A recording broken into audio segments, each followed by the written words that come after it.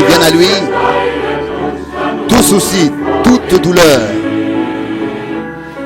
Et il se repose en paix. Oui, mon frère, apporte-lui tous tes soucis dans la foi en tout temps.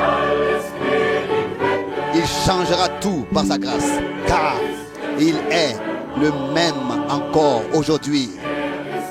Il est encore le même aujourd'hui. Il est encore le même aujourd'hui. Oui.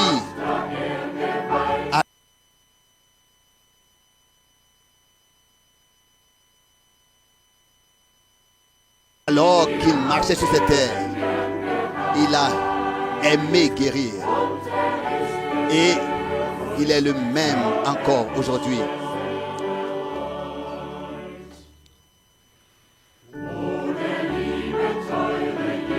Oh, bien-aimé cher Jésus, ton amour est encore aujourd'hui comme il était autrefois pour toute l'humanité. Vous suivez l'appel de sa parole et venez à lui. Il est prêt encore aujourd'hui à vous guérir de toutes vos maladies. Il est encore le même. Il est encore le même. Il est encore le même.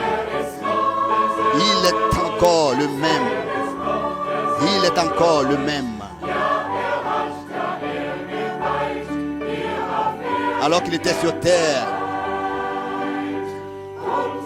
il a aimé guérir.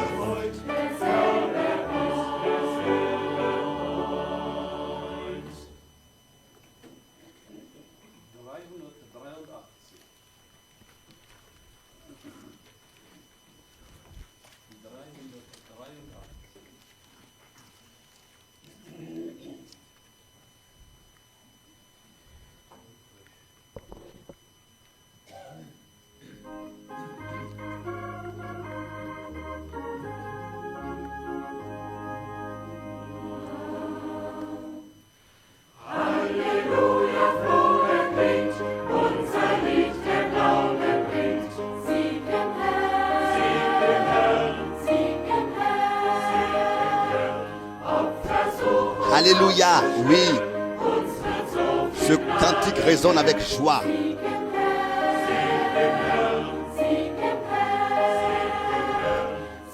La foi le chante. Victoire dans le Seigneur, victoire dans le Seigneur. Même si la tentation et l'épreuve est grande et difficile, victoire dans le Seigneur, victoire dans le Seigneur. Alléluia, car la foi est la victoire. Alléluia. La foi est la victoire qui a triomphé de tout ce qui est dans le monde.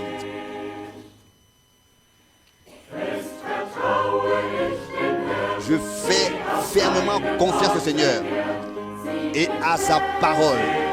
Je m'y tiens. Victoire dans le Seigneur. Victoire dans le Seigneur. La paix remplit maintenant mon cœur. La joie au lieu de la douleur du péché. Victoire dans le Seigneur. Victoire dans le Seigneur. Victoire dans le Seigneur. Pleine victoire. Alléluia. Je suis libéré car ma foi est la victoire. Gloire et honneur. Alléluia. Jésus est mien et je suis à lui.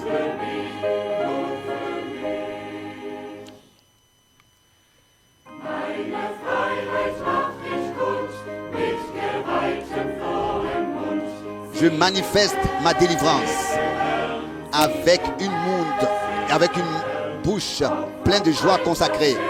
Victoire dans le Seigneur, victoire dans le Seigneur. Même si l'ennemi me menace, je reste fidèle jusqu'à dans la mort. Victoire dans le Seigneur, victoire dans le Seigneur. Victoire dans le Seigneur, oui. Pleine victoire, totale victoire. Alléluia.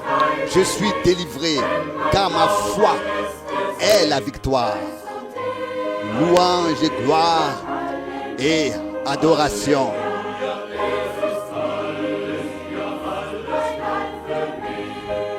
Jésus a tout accompli pour moi. Oui, pour moi.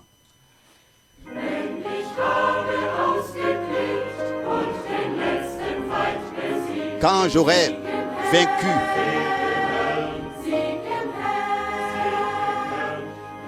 et achevé la course et vaincu l'ennemi, victoire dans le Seigneur, victoire dans le Seigneur, retentira encore dans l'éternité ce cantique.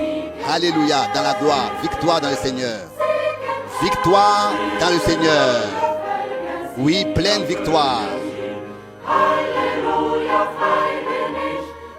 Alléluia, je suis libre car ma foi est la victoire. Gloire et honneur. Et alléluia. Il a tout accompli pour moi. Oui, pour moi.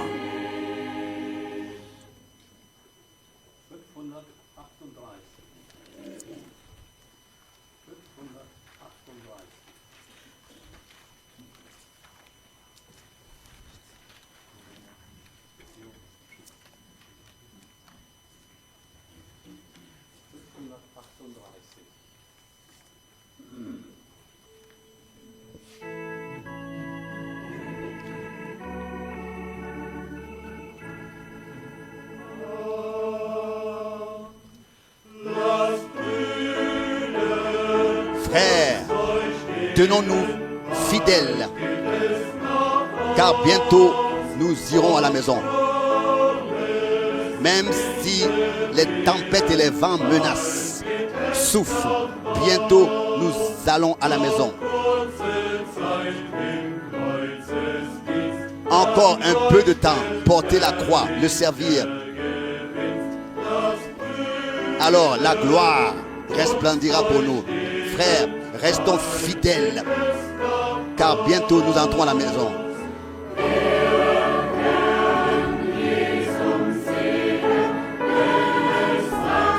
Alors nous verrons Jésus.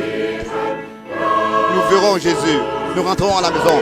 Alors nous voulons être fidèles, frères, car bientôt nous entrons à la maison. Oh frères, même dans les douleurs, bientôt nous irons à la maison. Encore un peu de temps. Soyons fidèles et demeurons fidèles dans la bataille. Bientôt nous irons à la maison. Encore un peu de temps. Donc persévérez, tenez ferme. Encore un peu de temps. Servez humiliablement le Seigneur. Frères, demeurons fidèles, car bientôt nous irons à la maison. Nous verrons Jésus. En allant à la maison, nous voulons être fidèles, frères, car bientôt nous irons à la maison.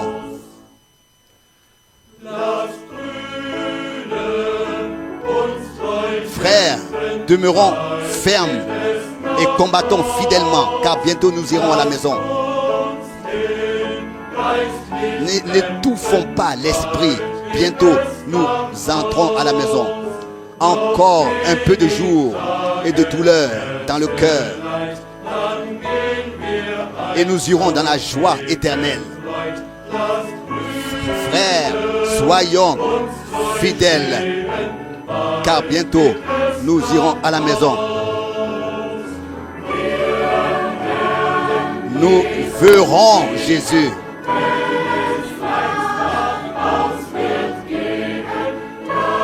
Nous irons à la maison. Alors demeurons fermes et fidèles, car bientôt nous irons à la maison. Nous verrons Jésus.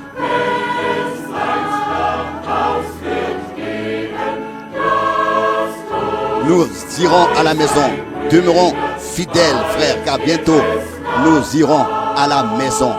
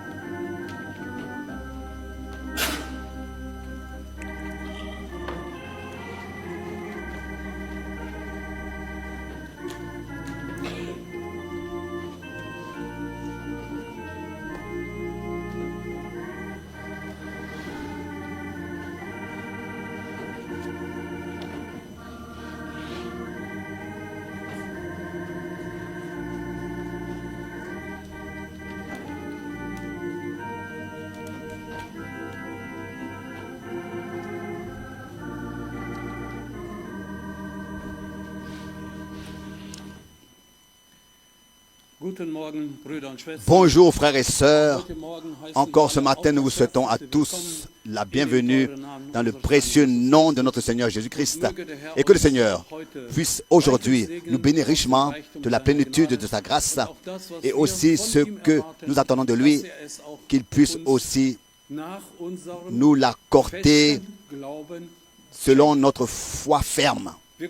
Nous saluons tous, aussi tous ceux qui se sont connectés dans le monde entier et nous souhaitons aussi là-bas que le Seigneur reçoive ce qui lui revient de plein droit avec tous ceux qui écoutent sa parole, avec tous ceux qui croient sa parole et avec tous ceux qui reçoivent sa parole, qui l'accueillent, qui la reçoivent, qui l'acceptent, qui les bénissent richement. Il faut que la parole soit aussi acceptée, reçue comme une nourriture qui est préparée pour notre être intérieur, qui est importante pour que nous demeurons dans la foi ferme, même si nous avons des faiblesses, il est là pour nouvellement nous relever, nous vivifier. Nous avons déjà comme chorale chanté des cantiques merveilleux. Vous l'avez entendu et je pense que je veux rapidement revenir là-dessus. Alléluia. Notre cantique retentit avec joie. La foi chante. Victoire dans le Seigneur. Victoire dans le Seigneur. La foi apporte la victoire dans le Seigneur. Même si les attaques soient fortes et que l'ennemi veut nous tenter, mais il nous sera accordé encore plus de force. Victoire dans le Seigneur, victoire dans le Seigneur. Et nous croyons qu'à la croix de Golgotha, il a accompli la victoire pour nous. Alors qu'il a dit, c'est accompli. Et là, pour toi et pour moi, tout a été accompli, a été payé. Il n'y a plus rien qui reste, qui devrait encore être payé. Le premier cantique, as-tu entendu parler de Jésus? Comment est-ce qu'il vint sur terre? Par son grand amour, il a porté sur lui nos maladies. Et pas seulement alors qu'il était sur cette terre. Il a guéri les malades. Mais durant tous les différents âges et les siècles, tous ceux qui l'ont cru, ils ont vécu l'expérience de la guérison de leur maladie. Il est encore le même aujourd'hui. Il est encore le même aujourd'hui. Oui. Alors qu'il était sur terre, il a guéri et il est encore le même aujourd'hui. Nous avons ici la phrase « Jésus-Christ est le même hier, aujourd'hui et éternellement ». Hébreux 13, verset 8. Et je suis convaincu que tous, nous sommes convaincus de ça et que nous croyons cela. Nous avons chanté dans le dernier cantique, « Frères, soyons fidèles, car bientôt nous irons à la maison ». Justement dans ce temps, c'est important que nous puissions rester attachés à la parole et que nous demeurons fidèles. Et même si les tempêtes soufflent autour de nous et que peut-être que les vents font tomber, mais nous ne restons pas allongés parce qu'il y a le Seigneur qui nous tend la main et qui nous relève. Alors nous verrons Jésus quand nous entrerons à la maison. Alors demeurons fidèles, car frères, bientôt nous irons à la maison. Oui, nous sommes ici, les frères sont interpellés, les sœurs sont pas sans être interpellées à aucun moment. Elles aussi, elles doivent être fidèles et demeurer dans la parole de Dieu. Et que le Seigneur puisse nous l'accorder à tous et le mettre dans notre cœur. Mais produire en nous le vouloir, quoi qu'il nous arrive, comme tempête, que nous puissions dire, oui, le vent souffle et parfois il souffle très fort. Mais j'ai le fondement sous mes pieds de la foi. Sous mes pieds de la foi.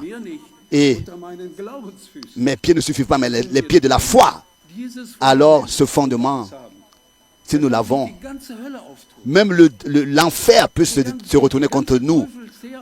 Tous les démons pourraient se jeter sur nous. Nous demeurons calmes et sereins. Et nous ne nous laissons pas sortir de notre repos, car nous regardons à ce que le Seigneur a accompli pour nous. Et nous l'avons expérimenté. Et nous savons que la victoire qu'il a acquise et accomplie est aussi la mienne. Nous voulons ensemble chanter deux cantiques.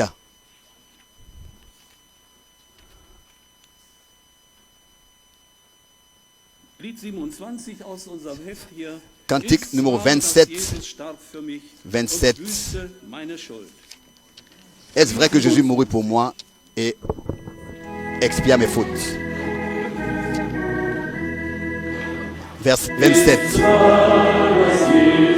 À la croix. Numéro 27. Mon sauveur mourut à la croix à cause de mes péchés. Oh, son sang a coulé pour moi et je suis sanctifié. À la croix, oh, j'ai trouvé la lumière et le fardeau de mon cœur fut tombé. C'était là par la foi que j'ai reçu la vue. Maintenant je suis heureux chaque jour. Étant affranchi du péché, je vis pour la justice, car mon sauveur m'a racheté par son sacrifice. À la croix, où j'ai trouvé la lumière et le fardeau de mon cœur fut tombé. C'était là par la foi que j'ai reçu la vue. Maintenant je suis heureux chaque jour.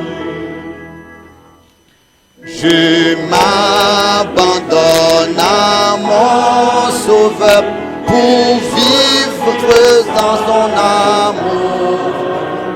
En lui je suis plus que vainqueur, car il est mon secours. À la croix où j'ai trouvé la lumière et le fardeau de mon cœur fut tombé. C'était là par la foi que j'ai reçu la vue. Maintenant je suis heureux chaque jour. Croix où j'ai trouvé la lumière et le fardeau de mon cœur fut tombé. C'était là par la foi que j'ai reçu la vue. Maintenant je suis heureux chaque jour. Amen. Oui, c'est ainsi vraiment. À la croix, cela a été accompli. Quand le Seigneur a dit c'est accompli, c'était aussi accompli, ce fut accompli. Comme deuxième cantique, chantons le numéro 29. Numéro 29, ô Sauveur, merveilleux mon roi et mon Seigneur. Le numéro 29.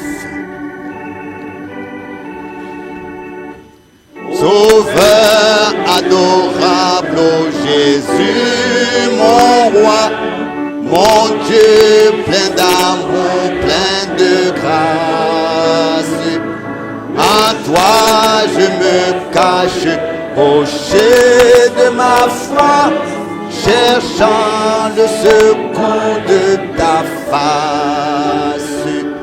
En toi je me cache, rocher de ma foi, dans un pays assoiffé, aride.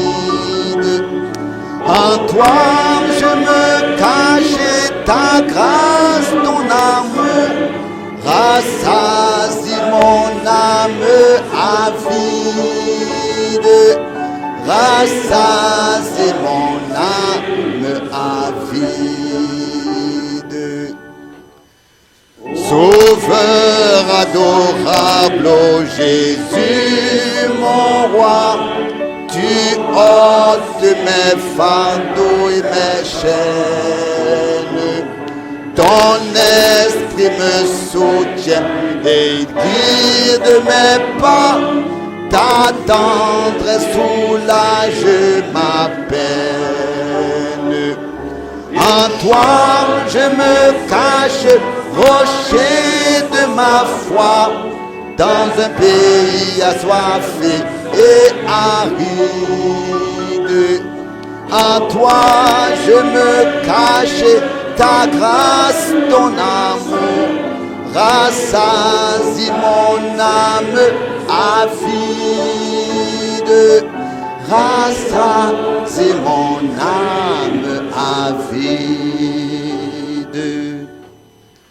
Remplis de ta bonté, ô vie de bonheur, qui déborde de tes richesses. Je chante Alléluia, gloire au Seigneur, et loue mon Sauveur sans cesse. En toi je me cache, rocher de ma foi, dans un pays assoiffé et aride. En toi je me cache, ta grâce, ton amour, rassasie mon âme avide.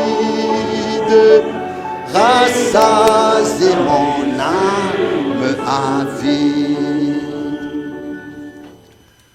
Quand il reviendra, j'entendrai son appel et irai vers lui dans les nuages.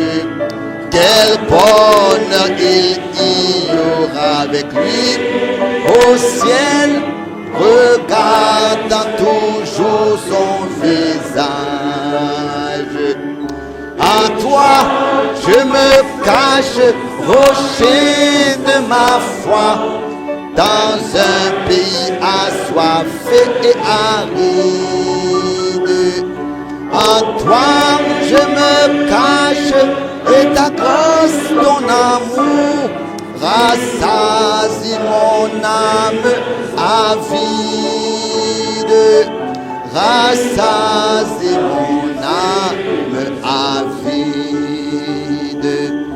En toi je me cache, rocher de ma foi, dans un pays assoiffé et aride.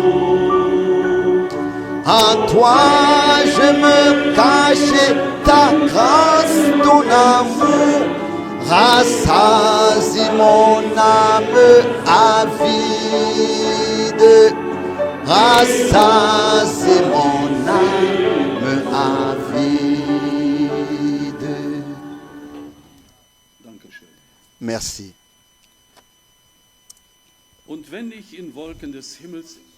Et quand je serai enlevé sur les nuées du ciel dans la gloire, à ce moment, nous attendons. Et nous attendons ce moment. Et nous sommes préparés aussi pour ce moment. Pour que quand le Seigneur reviendra, quand il reviendra sur les nuées, comme le témoignage est, lors de sa montée au ciel, il est dit qu'il reviendra tel qu'il est monté.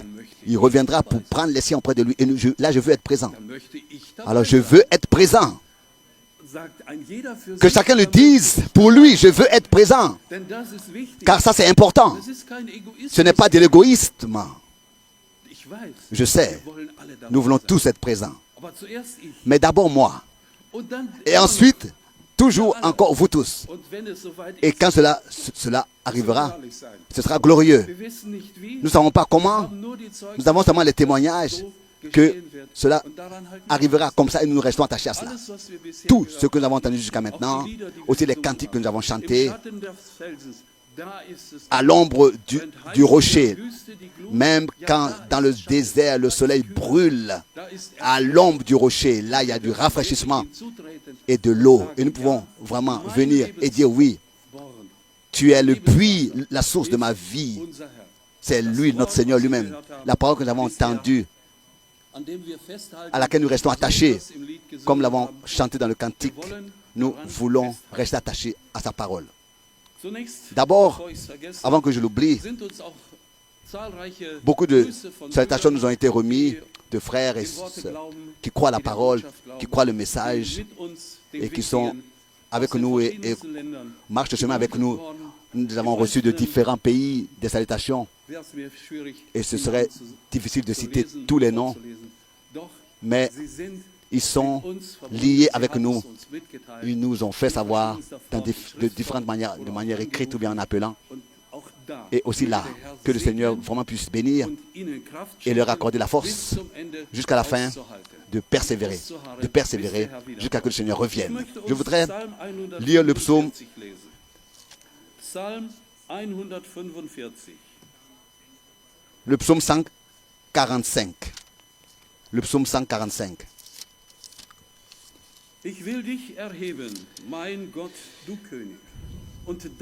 Je t'exalterai, ô mon Dieu, mon roi, et je louerai ton nom à toujours et éternellement.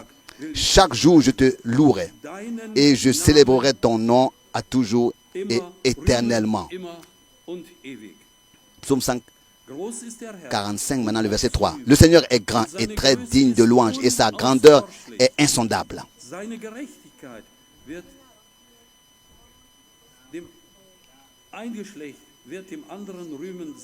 Que chaque génération célèbre ses œuvres et publie tes hauts faits. Je dirai la splendeur glorieuse de ta majesté. Je chanterai tes merveilles. On parlera de ta puissance redoutable. Et je raconterai ta grandeur. Qu'on proclame le souvenir de ton immense bonté et qu'on célèbre ta justice. Le Seigneur est miséricordieux et compatissant, lent à la colère et plein de bonté.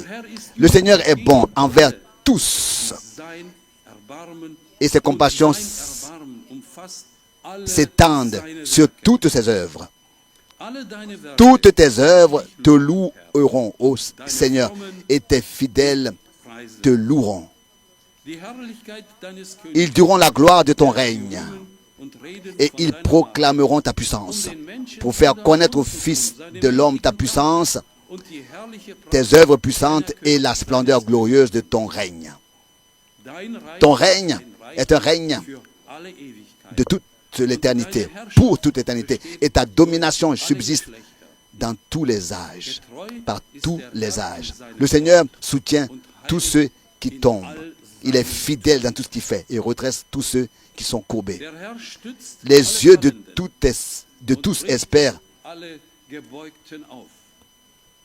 Verset 15. Encore aujourd'hui, parmi nous et partout où la confiance est mise sur le Seigneur, il redresse tous ceux qui sont courbés, soutient tous ceux qui tombent. Les yeux de tous espèrent en toi, s'attendent à toi, et tu leur donnes leur nourriture au temps convenable. Tu ouvres ta main et tu rassasies à souhait tout ce qui a vie avec bon plaisir. Le Seigneur est juste dans toutes ses voies et ses œuvres, et miséricordieux et plein d'amour dans toutes ses œuvres. Le Seigneur est près de tous ceux qui l'invoquent, avec fidélité ou bien alors sérieux, sincérité. Il accomplit les désirs de ceux qui le craignent. Il exauce leurs cris, il entend leurs cris et il les sauve. Le Seigneur garde tous ceux qui l'aiment et il détruit tous les impies. Que ma bouche publie la louange du Seigneur et que toute chair loue son saint nom à toujours et éternellement. Nous aussi, nous voulons maintenant le faire. Levons-nous pour le faire et ensemble louer le Seigneur et lui remettre ce jour. Père Céleste, nous te disons merci pour ta grâce et ta fidélité. Nous te remercions pour ton amour précieux que tu as envers nous. Je te remercie de tout mon cœur, de ce que jusqu'à maintenant tu nous as conservés dans ta parole. Et tu nous aides, Seigneur. Tu nous fortifies, Seigneur, par ta parole. Tu relèves tous ceux qui sont tombés. Tu fais grâce. Là où il y a de la maladie, que tu puisses guérir, Seigneur. Je te remercie de tout mon cœur pour ta grâce et ta fidélité. Et te demande ta bénédiction pour nous ici qui nous sommes réunis et partout là où ta parole est écoutée. Aide. Je te remercie pour toute ta fidélité et ta grâce dans ton précieux et saint nom de Jésus. Amen. Amen. Amen. Nous nous asseyons.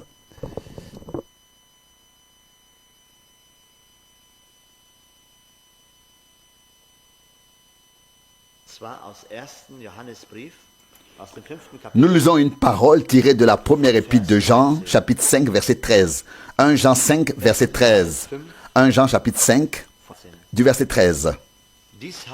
Je vous ai écrit cela à vous qui croyez au nom du Fils de Dieu, afin que vous sachiez que vous avez la vie éternelle. Verset 14. Et voici l'assurance joyeuse que nous avons devant lui.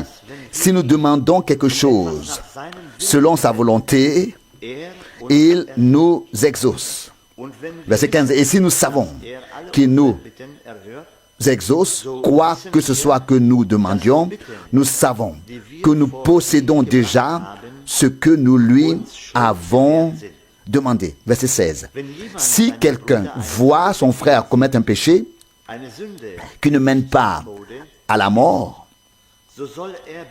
qu'il prie et Dieu lui donnera la vie à ceux qui ne pêchent pas pour la mort. Il y a un péché qui mène à la mort. Ce n'est pas pour celui-là que je dis de prier. Verset 17. Toute injustice est péché, mais il est un péché qui ne mène pas à la mort. Verset 18, nous savons que quiconque est engendré de Dieu ne pêche pas. Mais celui qui est engendré de Dieu se garde lui-même et le malin ne le touche pas. Verset 19. Nous savons que nous sommes de Dieu et que le monde entier est sous la puissance du malin. Verset 20. Or, nous savons aussi que le Fils de Dieu est venu et nous a donné l'intelligence pour connaître le véritable. Et nous sommes dans le véritable en son Fils Jésus-Christ. C'est lui qui est le Dieu véritable et la vie éternelle. Petits enfants, gardez-vous des idoles. Verset 21. Jusqu'ici, c'est cette sainte et précieuse parole de Dieu. Nous nous levons pour la prière. Nous te remercions pour ta fidélité, Seigneur, de nous permettre d'être à nouveau réunis ici devant toi, Seigneur. Nous te remercions pour ta sainte et précieuse parole. Nous sommes si heureux d'avoir ta parole, de pouvoir puiser sans cesse dans ta parole une force nouvelle et une vie nouvelle, Seigneur. Nous sommes si heureux. Seigneur, bénis-nous ce soir. Bénis avec nous tout ton peuple là. Seigneur, bénis tout le monde. Seigneur mon Dieu, bénis aussi les requêtes. Tu les connais toutes. Tu connais aussi la détresse, Seigneur. Nous ne savons pas quoi te dire, mais regarde vers nous. Tu connais, Seigneur, le cœur de ceux qui ont écrit. Oh Dieu, rien ne t'est caché, Seigneur. Regarde-les tous avec miséricorde, Seigneur, et accorde-leur l'aide dont ils ont besoin. En particulier, sœur Pirsic, Seigneur. Relève-les, Seigneur. Guéris-les, Seigneur. Dieu fidèle. Nous ne pouvons que venir à toi, Seigneur, et tout te remettre entre tes mains et te supplier de ta miséricorde. Accepte, Seigneur, notre reconnaissance et notre adoration et aide ton peuple à te louer et à te rendre gloire. Alléluia, Seigneur. Reste avec nous tout au long de cette réunion. Au nom de Jésus. Amen. Amen. Amen. Nous nous asseyons. Peut-être chanterons-nous encore quelques refrains ensemble. Je suis si heureux, Seigneur, d'être à toi. Je suis si heureux, Seigneur, d'être à toi. Je peux t'appartenir par grâce. Tu m'as libéré de mes péchés et m'as rendu pur. Je suis si heureux, Seigneur, d'être à toi. Frère Franck. Plus près de la maison. Plus près de la maison. Plus près de la maison. Bientôt, le travail sera terminé. Alors je me reposerai à la maison. Plus près de la maison. Plus près de la maison. Bientôt, l'œuvre sera terminée. Alors je me reposerai à la maison.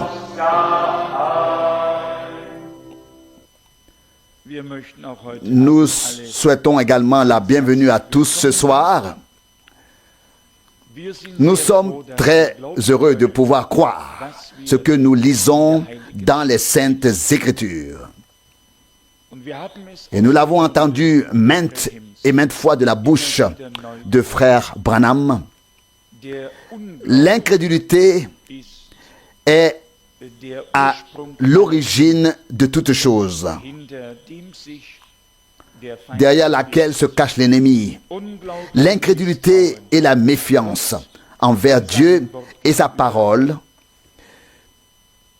Et l'ennemi est à l'œuvre depuis le jardin d'Éden pour semer le doute et l'incrédulité envers la parole de Dieu dans le cœur des hommes. Et tous ceux qui l'ont écouté ont chuté.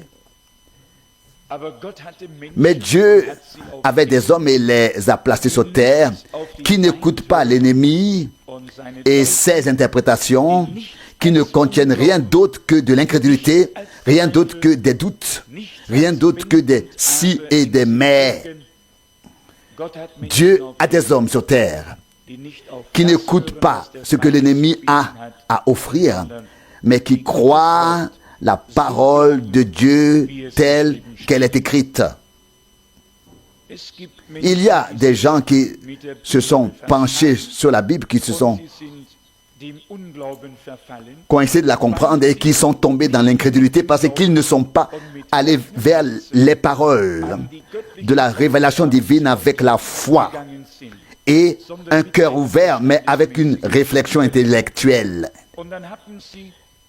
Et puis, ils ont lu dans un évangile que les deux qui avaient été crucifiés avec le Christ l'avaient blasphémé. Et dans un autre, ils ont lu que l'un l'avait blasphémé et que l'autre l'avait invoqué. Et aussitôt, ils ont dit, comment cela peut-il être la parole de Dieu?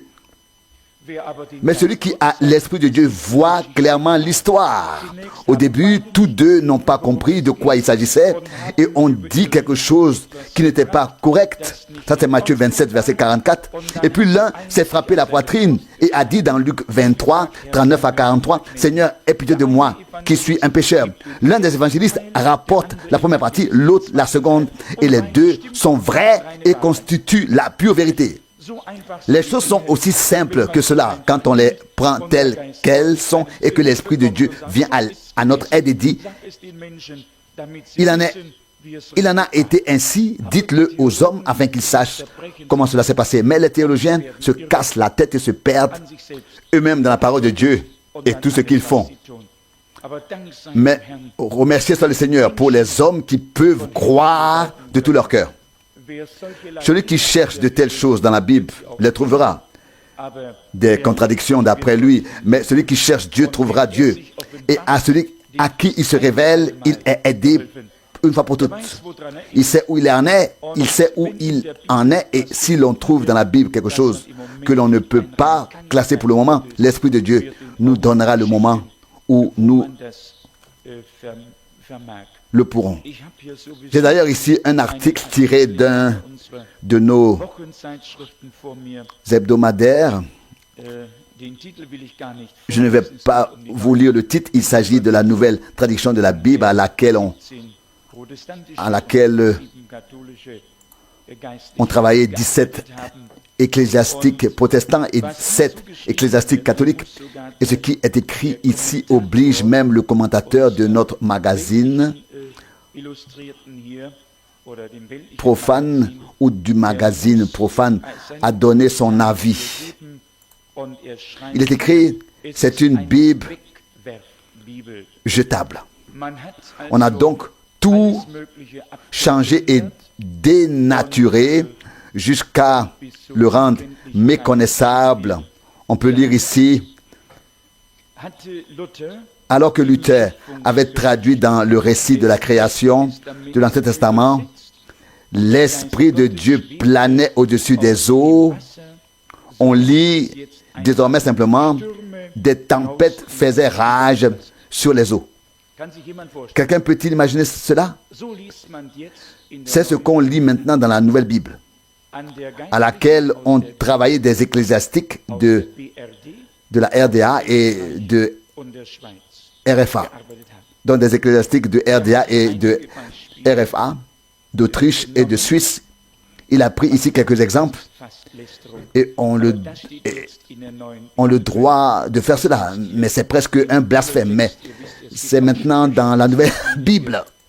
Il a dit ici à propos d'un texte public, vous savez, il y a aussi des proverbes de certaines choses dans la Bible qui sont adaptées à la vie terrestre et certaines choses ont également été transmises comme des sagesses pour la vie terrestre. Mais ici, il est dit, peut-être devrais-je aussi lire le texte de la Bible, qu'importe, c'est écrit dans le Proverbe 31, versets 6 et 7. Proverbe 31, 6 et 7. Donnez des boissons enivrantes à ceux qui sont désespérés et du vin à ceux dont le cœur est affligé. Verset 7. Qu'ils boivent pour oublier leur pauvreté et ne plus penser à leur misère. Maintenant, voici le nouveau texte. La bière et le vin sont bons pour celui qui est à bout, qu'il s'enivre et oublie son chagrin. Pouvez-vous imaginer cela? Oui, c'est ce qui est écrit dans la nouvelle traduction de la Bible. Pouvez-vous imaginer cela? Et ce sont des théologiens des deux confessions.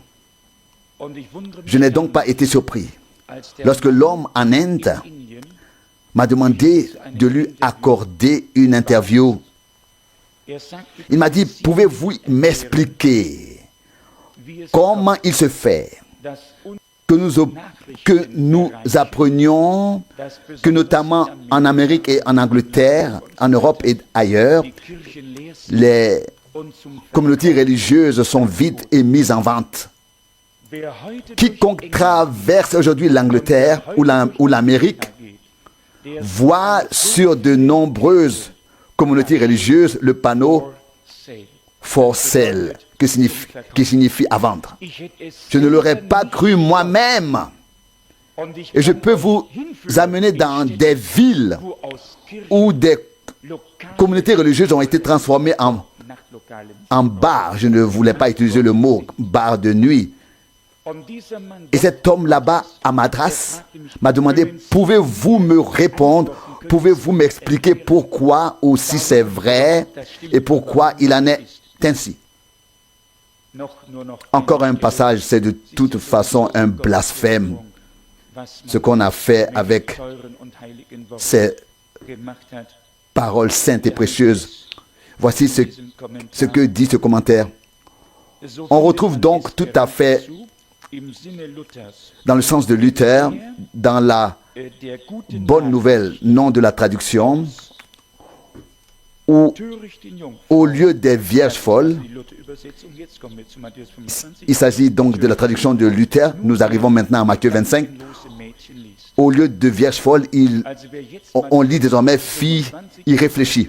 Ainsi, ceux qui lisent Matthieu 25 dans la Nouvelle Bible ne trouvent pas le mot ou l'expression vierge folle, mais fille irréfléchie.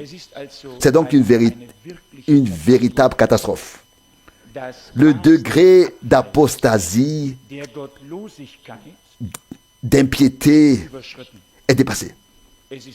C'est plein. Il ne reste plus qu'à la colère de Dieu de se déverser sur toute l'injustice des hommes, aveuglés par leur orgueil. Ceux qui lisent l'histoire de la naissance de Jésus ne lisent plus une vierge est tombée enceinte, mais seulement une jeune femme est tombée enceinte. C'est tout simplement catastrophique. On ne peut même pas imaginer l'étendue de cet oubli sans limite dans lequel les hommes sont tombés. Et la foi n'a pas été détruite par le communisme, ni par le socialisme, ni par aucun autre isme. La foi a été détruite depuis la chair par ceux qui ont manipulé la parole de Dieu. C'est eux qui ont détruit la foi chez les croyants et qui s'étonneraient que les vrais croyants, et c'est ce que nous espérons et attendons, que par la grâce de Dieu, ouvre maintenant les yeux même les derniers. Et j'ai lu un autre rapport dans lequel un pasteur écrit depuis qu'il a compris ce qu'est l'œcuménisme. Il a déclaré son départ et a ensuite écrit Apocalypse 18, verset 4, ainsi que les passages bibliques appropriés. Il a exprimé son désir de rester fidèle aux vœux qu'il avait faits lors de son ordination et de proclamer l'évangile en accord avec ce qui s'était passé lors de la Réformation. Et il ajoutait que cela impliquait également que le pape était l'Antichrist. Et déjà, tout était bouleversé, mais j'étais heureux d'entendre qu'il y a des gens qui comprennent à la dernière minute, mon peuple, sors de là, sépare-toi, ne touche pas à ce qui est impur, afin que tu ne participes point à ces fléaux. Apocalypse 18, verset 4, la mesure de l'anarchie, de l'impiété, de l'arrogance et de tout ce qu'on pourrait trouver d'autre en titre et en parole est dépassé. C'est plein et ça déborde. Mais d'un autre côté, nous savons que le Seigneur s'efforce d'accorder sa grâce aux siens et que nous atteignons le point culminant où se trouvait l'Église du Nouveau Testament lorsqu'elle a commencé. Que je doive encore vous lire ici, car Brême, on sert de la bière et des saucisses pour le repas du Seigneur. Cela ne peut plus être vrai. Ce sont simplement des choses qui ne sont plus. Oui, on ose à peine les prononcer, car on sent que la colère de Dieu pourrait éclater, qu'il pourrait descendre et mettre fin à toutes ces choses qui sont encore aujourd'hui discutées dans tous les sens. Que dire à cela? Oublions les choses dont Dieu s'occupera lui-même en temps voulu, dont il se chargera. Notre tâche est de proclamer le plein salut en Jésus-Christ et de remercier Dieu pour le don de la foi, le remercier pour le don de sa parole et de sa grâce qui nous permettent de nous réjouir sans cesse en tant qu'êtres humains qui ont reçu la grâce de Dieu d'entendre et de croire ce que Dieu fait actuellement. On n'a pas seulement dit Dieu est mort, mais ils disent cela et se moquent encore de lui et de sa parole. Imaginez que quelqu'un lise maintenant dans la Nouvelle Bible, les tempêtes faisaient rage sur les eaux.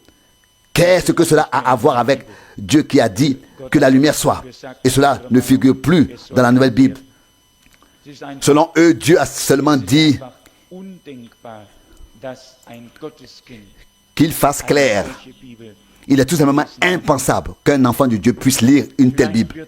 Peut-être sera-t-il utile de mettre une Bible de côté en réserve. Qui sait, un jour on dira peut-être lisez cette Bible-ci afin que vous soyez tous instruits de la même manière et mettez vos autres Bibles à côté.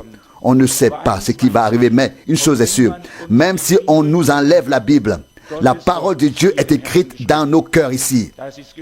Elle est écrite avec la plume du Saint-Esprit. Si cela devait arriver, il faudrait nous retirer le cœur par une opération pour atteindre la parole de Dieu, car elle est à l'intérieur et nous en sommes infiniment reconnaissants à Dieu. N'est-ce pas un cadeau, chers frères et sœurs, chers amis, un cadeau de Dieu dans ce temps? On a sapé et sapé les fondements bibliques jusqu'à ce que tout s'écroule. Mais le Seigneur a un reste. Il a un peuple élu, un sacerdoce royal. Il a des hommes qui marchent dans ses voies, qui font sa volonté, qui peuvent croire en sa parole de tout leur cœur et de toute leur âme. C'est tout simplement merveilleux que Dieu nous ait donné dans ce temps où nous vivons la compréhension, la vue d'ensemble de tout son plan de salut, afin que nous sachions, même la grande apostasie devait venir, l'homme pécheur, l'homme impie devait être révélé, l'anarchie et l'impiété devaient prendre le dessus. Nous l'avons lu dans l'Évangile selon Matthieu 24, verset 12, l'amour se refroidira chez beaucoup, ainsi de suite. Mais il y en a quelques-uns, il y a le reste, en qui le premier amour revient, le premier feu de Dieu, la ferveur, le zèle et la parole du Seigneur, qui est devenu pour nous une lumière éclatante. Comme le dit Pierre dans 2 Pierre, chapitre 1, verset 19, vous faites bien de prêter attention à la parole prophétique comme à une lumière brillante qui brille dans un lieu obscur. Si le prophète a dit « Les ténèbres couvrent la terre et l'obscurité recouvre les peuples » Ésaïe 60, verset 2, alors nous voyons que c'est ainsi. Mais au-dessus de toi, la lumière se lèvera. Et ainsi, nous pourrions passer du prophète Ésaïe, chapitre 60, à 2 Corinthiens, chapitre 4, si je ne me trompe pas, ou Paul, si je ne me trompe, où Paul écrit que nous voyons la lumière de Dieu donc sur la face de Jésus-Christ, de Corinthiens 4, verset 6. Nous pouvons passer à 1 Thessaloniciens 5, où Paul dit, au verset 4, « Vous n'êtes pas dans les ténèbres pour que ce jour vous surprenne, car vous êtes devenus des enfants de la lumière, portez donc les armes de la lumière. » Et ainsi de suite. C'est tout simplement merveilleux de voir tout cela, de le suivre, de l'accueillir en nous. À cela s'ajoute l'œuvre de Dieu parmi nous.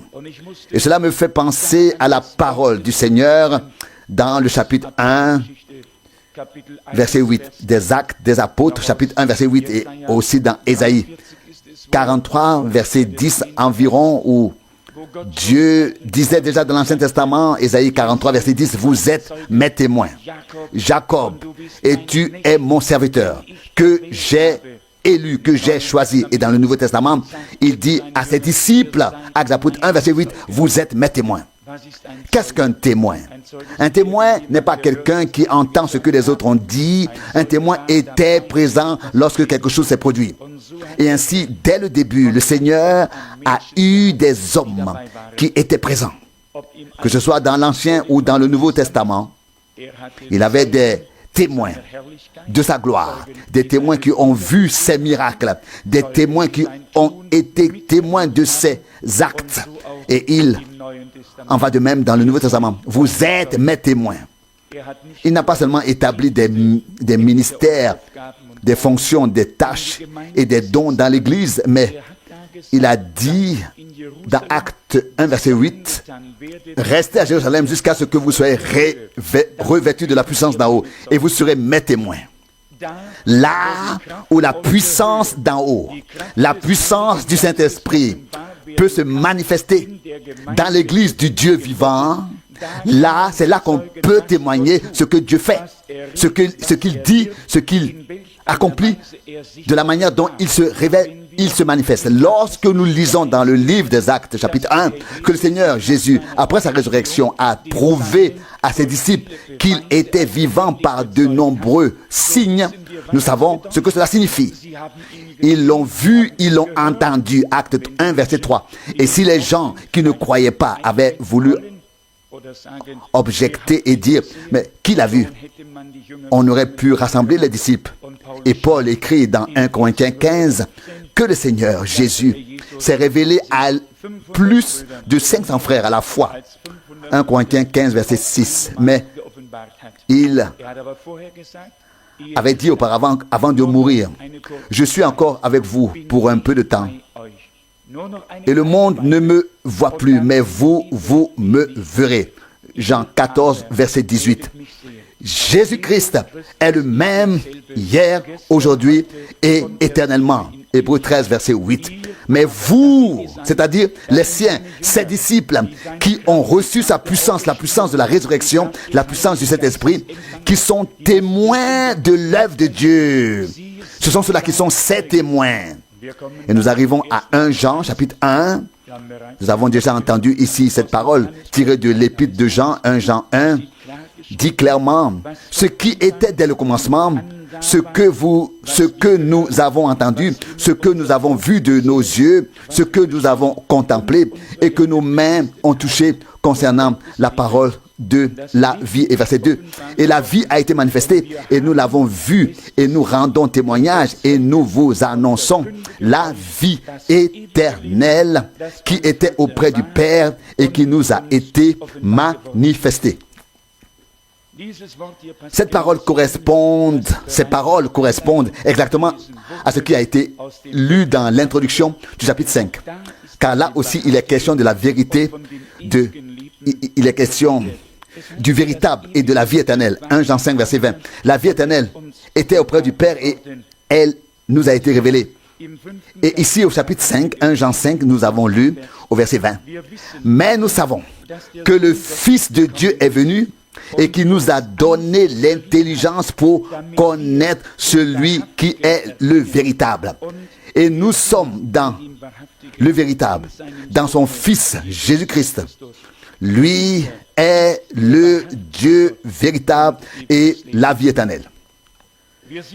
Nous sommes tellement reconnaissants au Seigneur que Dieu ait eu dès le commencement des hommes qui étaient présents quand il parlait, qui étaient présents quand il accomplissait ses miracles, qui étaient présents quand il donnait ses instructions.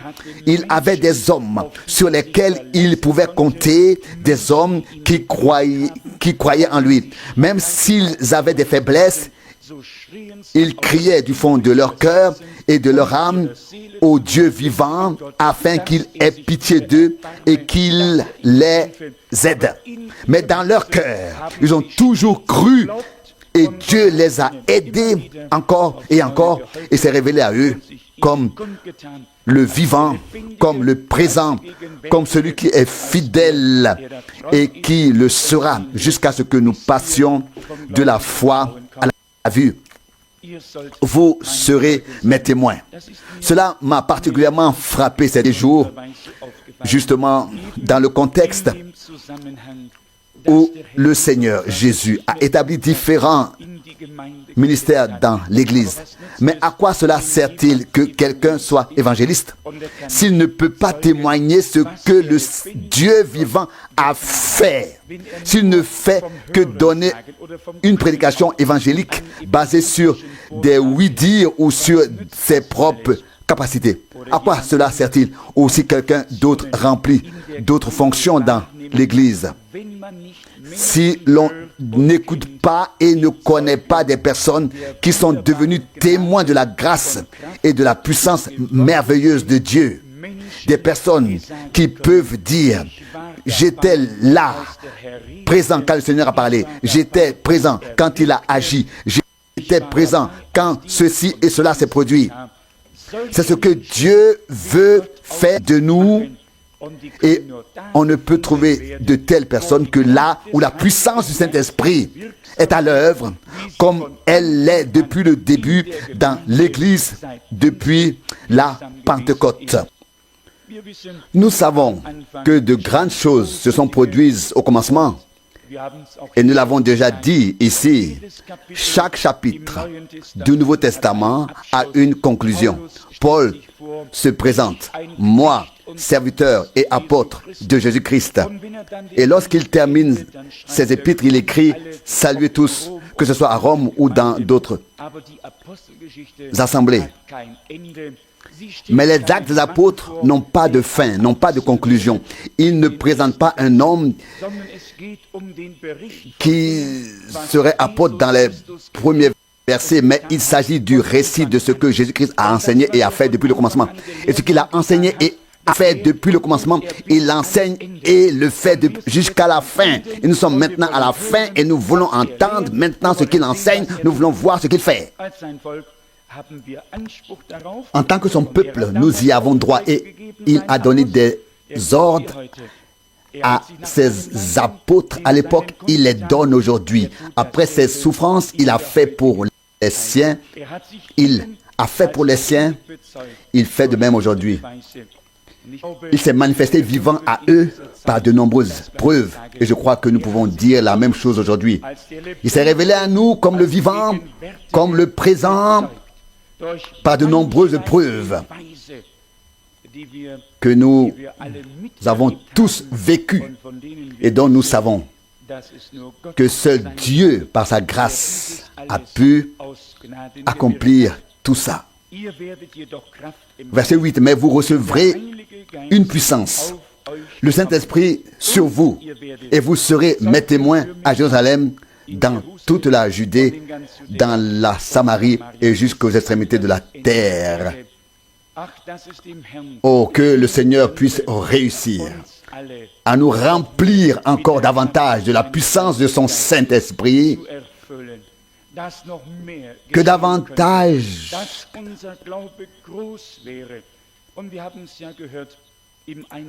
de grandes choses puissent se produire, que notre foi soit grande. Et nous l'avons entendu dans l'introduction, si nous prions selon la volonté de Dieu, nous serons exaucés et Dieu nous donnera ce que nous lui demandons.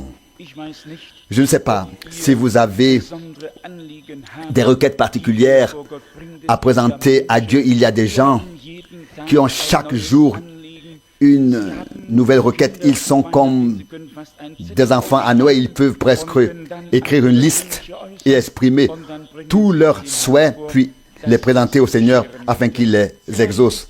C'est peut-être une bonne façon de faire, je ne sais pas.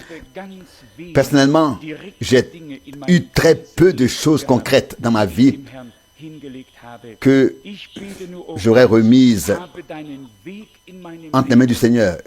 Je prie simplement, ô Dieu, conduis-moi dans ma vie, fais ce qu'il te plaît, prends-moi à ton service, je suis à toi. Je n'ai pas de liste de souhaits à remplir avec je ne sais combien de choses que je désire, mais simplement, Seigneur, me voici, prends-moi et aide-moi à suivre ton chemin, à reconnaître ta parole, à faire ta volonté. C'est une prière qui plaît à Dieu. Je n'ai pas besoin de me soucier de savoir s'il l'exaucera ou non. Je sais qu'il l'exaucera, car elle est priée et implorée dans sa volonté. Mais si quelqu'un prie pour des choses dont il doute lui-même, alors sa prière n'a aucune force. Une prière ne peut révéler la puissance divine que si tout doute est écarté. Et si nous ne savons pas si ce que nous prions est conforme à la volonté de Dieu, nous devrions même attendre jusqu'à ce que nous le sachions.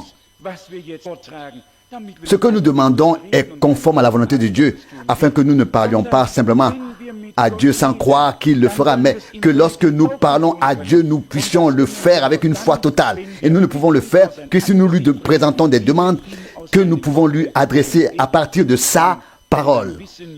Et alors nous savons qu'il nous exaucera et nous accordera ce que nous lui demandons par grâce. Il est écrit, 1 Jean 5, 17, toute injustice est un péché. Oui, combien d'injustices peuvent nous arriver? On ne le sait peut-être pas toujours. On pense à des négligences graves, au mal qu'on fait à quelqu'un. Parfois, ce sont de petites choses dont nous ne nous rendons peut-être pas compte, dont nous ne sommes pas conscients. Je crois que c'est un psalmiste qui dit, même qui prie dans Psaume 19, verset 13, « Oh Dieu, pardonne-moi mes fautes cachées. » Parfois, les choses sont cachées. Nous ne le voyons pas, mais Dieu les connaît. Et l'Écriture sainte dit dans Jean 15, verset 2, « Tout sarment qui demeure en lui est purifié afin qu'il porte plus de fruits. » Et il les purifie aussi. Et cela se trouve également dans la lettre de Jean, 1 Jean 3, verset 3. Si nous avons cette espérance en lui, nous nous purifions nous-mêmes. C'est la parole que je veux lire ici. Dans 1 Jean, chapitre 3, verset 2, il est écrit, nous savons cependant que, 1 Jean 3, verset 2, nous savons cependant que lorsque cette révélation aura lieu, nous serons semblables à lui, car nous le verrons tel qu'il est. Et maintenant, le verset 3. Et quiconque a cette espérance en lui se purifie comme lui-même est pur. Nous l'avons déjà exprimé dans les chœurs et nous l'exprimons dans les prières. En tant qu'être humain, nous n'en sommes pas capables, mais nous mettons notre espérance en lui, le Dieu Tout-Puissant. Et nous savons qu'il nous a déjà purifiés par la puissance de son sang. Il nous a consacrés par la puissance du Saint-Esprit pour être des vases qui servent à sa gloire afin de manifester sa puissance et sa majesté, afin d'être présent, pour qu'il puisse parler, pour qu'il puisse agir et pour que nous soyons témoins de ce qu'il a dit et fait. Mais pour cela, il est toujours nécessaire qu'il puisse descendre parmi nous par la puissance du Saint-Esprit. Cela ne peut se faire que si nous lui accordons une foi totale. Et j'espère que chacun d'entre nous, du premier au dernier, est ouvert à l'œuvre du Saint-Esprit. Oui, avec un cœur tout entier, dévoué, et sait que le Seigneur, dans sa miséricorde,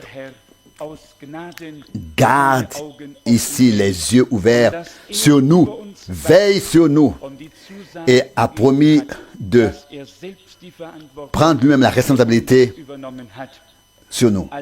Tous ceux qui ont été témoins de l'œuvre de Dieu en ce lieu depuis des années ou même avant ont une confiance totale en ce que Dieu dit par grâce en ce qu'il a accompli. Il n'y a donc aucune raison de mettre le moindre point d'interrogation d'une manière ou d'une autre, ou que ce soit. Au contraire, nous ne pouvons que dire Amen, car nous savons que l'Esprit de Dieu est saint et qu'il a sanctifié les vases qu'il utilise. Il a consacré la langue afin que soit dit ce qui est juste devant lui, ce qu'il dirait lui-même s'il pouvait être présent ici et si nous le voyions en chair et en os. Il s'est donné cette possibilité dans l'Église afin que le ministère puisse se poursuivre. Ce que le Seigneur Jésus a fait sur terre lui-même, lorsqu'il marchait ici, que ce ministère puisse se poursuivre et qu'il le fasse maintenant sur terre à travers l'Église, qui est son corps, la plénitude de celui qui remplit tout en tous. Éphésiens 1, verset 23. Ainsi nous nous réjouissons donc de la parole du Seigneur. Et si nous voulons aujourd'hui présenter une requête qui est selon sa volonté, nous pouvons dire: Seigneur, remplis-nous du Saint-Esprit, de ton Saint-Esprit. Accomplis ta promesse, afin que nous tous, chacun, personnellement, puissions devenir témoins de la puissance surnaturelle de Dieu, afin que chacun puisse expérimenter Jésus-Christ dans la puissance de la résurrection, afin que l'on ne puisse pas seulement dire oui, il était parmi nous, mais que chacun puisse dire: il s'est révélé à moi. Nous chantons dans un cantique: tu t'es révélé à moi, pas seulement parmi nous, tu t'es révélé à moi, ô Seigneur, dans ta grande miséricorde. Et cela s'est produit ici par grâce. Nous avons également entendu que tous, chacun individuellement, sont inclus dans cette alliance avec Dieu, et que chacun est interpellé, que chacun est saisi par l'action du Saint-Esprit. Et nous sommes très très tristes lorsque tout le monde n'est pas saisi par l'action de Dieu. Il n'y a rien de plus triste dans l'Église de Jésus-Christ que de voir quelqu'un laisser passer l'œuvre de Dieu sans monter dans le bateau, sans toucher le Seigneur, sans toucher le bord de son vêtement et dire: Seigneur, tu vas et viens ici, je le sens, il faut pouvoir le dire avec foi. Et alors, quelque chose se passe. Mais si nous nous crispons en nous-mêmes et disons: oui, les autres sont peut-être bénis, mais je ne ressens encore rien, alors nous avons parlé dans l'incrédulité. Et nous n'avons pas honoré le Seigneur. Mais lorsque nous remarquons que l'Esprit de Dieu descend, alors nous disons: Seigneur, maintenant je m'étire, je m'ouvre, je veux te toucher dans la foi, car maintenant tu passes parmi nous, par nos rangs, maintenant tu passes près de moi, et maintenant je te touche, et déjà quelque chose se passe. Et déjà quelque chose s'est passé. Mais si nous repoussons cela au loin et disons: oui, peut-être es-tu maintenant devant Seigneur, et pas ici, derrière. Qu'est-ce que cela signifie? Vous devez penser avec foi et vous devez penser de manière pratique afin que la foi puisse agir. Car Jésus-Christ est le même en même temps ici, devant et dans chaque rang, avec chacun d'entre vous. Il n'est pas lié au temps ni à l'espace. Quand il marche ici parmi nous, il s'adresse à chacun et chacun peut le toucher et le ressentir et le vivre. Alors nous serons tous témoins de sa grâce merveilleuse et de sa puissance glorieuse qui peuvent se manifester à nous. Mais vous recevrez une puissance lorsque le Saint-Esprit viendra sur vous. Acte 1, verset 8, et vous serez mes témoins. Tout d'abord, la puissance du Saint-Esprit. Et ce que nous avons vécu ici de manière particulière au cours des dernières semaines et des derniers mois et aussi de temps à autre au cours des dernières années n'a été possible que parce que la puissance du Saint-Esprit est descendue et que certains, sous l'onction du Saint-Esprit, ont pu être utilisés pour notre bénédiction à tous. Et nous nous en réjouissons. Par exemple, si quelqu'un se tient près d'une source et puise de l'eau, il se peut qu'un seul puise et que beaucoup boivent. Et ainsi, il se peut que Dieu utilise de temps en temps un récipient et qu'il y ait beaucoup de gens qui boivent et se réjouissent de ce que Dieu fait par grâce. Toutes ces pensées précieuses de sa parole, lui faire confiance, croire en lui, le voir présent dans l'assemblée des saints, l'entendre parler, le voir agir de sorte que l'on sache, Seigneur, c'est moi que tu as désigné. C'est à moi que tu t'es adressé. C'est moi que tu veux combler de ton Saint-Esprit. Je te prends au mot. Je peux être ton témoin. Je veux faire l'expérience de ce que tu fais. Je peux pouvoir témoigner que j'ai vu moi-même et ainsi de suite. Et vous verrez, le Seigneur descendra parmi nous. Ce doit être une prière sincère, pas une prière de reproche. Nous ne pouvons pas faire de reproche à Dieu. Nous pouvons seulement dire, Seigneur, tu as fait cette promesse et nous savons qu'aucune de tes promesses ne peut rester sans effet, sans s'accomplir. Alors, Seigneur, tu l'accompliras par grâce. Il a promis de ressusciter le troisième jour. Il est ressuscité le troisième jour. Il a accompli toutes les promesses qu'il a faites. Il a dit qu'il précéderait les siens en Galilée. Il l'a fait. Il a dit, je reviendrai vers vous. Il est revenu. Il a dit, je vous enverrai le consolateur. Il a envoyé le consolateur. Il a tenu toutes ses promesses. Il est Dieu. Il n'est pas un homme pour mentir. Ce qu'il dit est la vérité. Et nous avons lu, nous sommes dans le véritable. 1 Jean 5, 20. Savez-vous ce que cela signifie? Si nous sommes dans le véritable, alors tout est véracité, tout est vérité. Il n'y a plus de place pour le doute, pour l'incrédulité ou quoi que ce soit d'autre. Nous sommes dans le véritable, dans son Fils. Et il est, lui le Fils, le Dieu véritable et la vie éternelle. Si nous pouvons comprendre cela aujourd'hui, nous sommes dans le véritable. Et nous serons imprégnés de sa véracité. Tout mensonge et toute tromperie ont disparu de nous. Quelque chose d'authentique, quelque chose de divin est né par grâce. Sa nature nous imprègne. Son esprit a pris demeure en nous afin qu'il puisse accomplir ses œuvres à travers nous. Tous par grâce, puissions-nous avoir le plaisir de devenir des témoins vivants de sa présence vivante en recevant la puissance du Saint-Esprit, témoins de sa présence et en voyant et en entendant les choses telles qu'elles se sont produites au commencement, à l'époque des apôtres. Jésus-Christ s'est déclaré vivant au commencement. Au commencement, il a parlé avec les siens des mystères du royaume de Dieu. Au commencement, il a donné des instructions et des ordres. Il a fait une promesse à la fin et il est le même. Il est le premier et il est le dernier. À cette époque, il a pu dire à ses disciples autrefois, il vous a donné de connaître les mystères du royaume de Dieu. Il avait beaucoup à nous dire. Il nous a pris à part et nous a fait connaître sa volonté et sa parole d'une manière merveilleuse. Que sa sainte bénédiction et sa grâce soient sur nous et que son esprit règne toujours parmi nous.